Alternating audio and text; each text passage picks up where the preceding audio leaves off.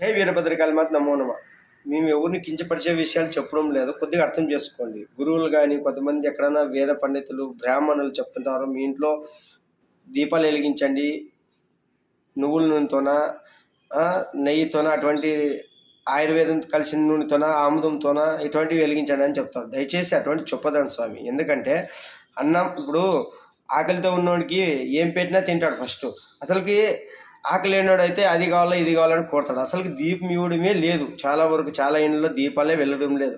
ఆ దీపం వెలిగే శక్తి ఉందంటే ఆ భగవంతుడు ఇచ్చిన శక్తితోనే వెలుగుతున్నది. ఆముదమ్మ, లేకుంటే నువ్వుల నూనె, పామాయిల, సన్ఫ్లవర్ ఆయిల్ ఇవన్నీ వద్దు. దీపం వెలిగించేది కావాలా, దీపంతోనే శక్తి రావాలా. ఆ అవిష తీసుకొని ముక్కోటి దేవతలు ఈ ప్రపంచాన్ని వెలిగిస్తున్నారు. మనం తెలుసుకోవాలి, ప్రతి ఇంట్లో దీపం వెలగాల. అది ఏ నూనెతో అనేది కాదు, తేజస్సు దివ్యజ్యోతి కావాలి. ఆ దివ్యజ్యోతి అలిగించాలంటే కూడా దానికి అర్హత ఉంటేనే ఆ జ్యోతితోనే దీపం వెలుగుతుంటుంది. పెట్రోల్ వేసి పెట్టి చూసాం కాదు కదా, అంత పవర్ ఉండదు. దేవునికి తెలుసు ఏ టైంలో మనం ఇవన్నీ అతిగా చెప్పి పూజలు చేసేవాళ్ళని కూడా మనము దీపం నూనె వేసేవాళ్ళని కూడా వేయకుండా చేస్తాము. అంత భారమైన పని మధ్య తరగతులకి, చిన్న కుటుంబాలకి, బీదోళ్ళకి అవుతుందా? ఇటువంటివన్నీ వదిలేయండి.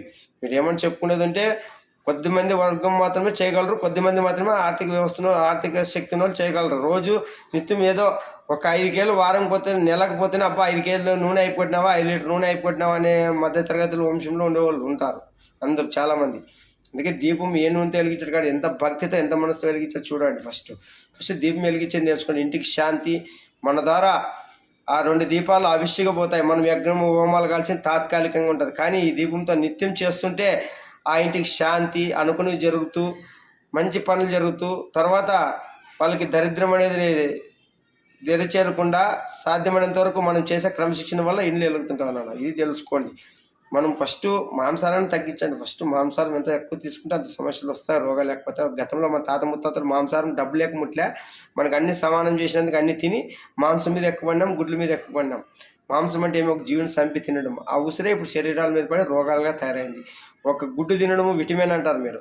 ఫస్ట్ తల్లిపాలలో విటమిన్ ఎక్కడ లేదు. ఫస్ట్ తల్లిపాలు వచ్చేటట్ల శ్రీమూర్తిని తయారు చేయండి.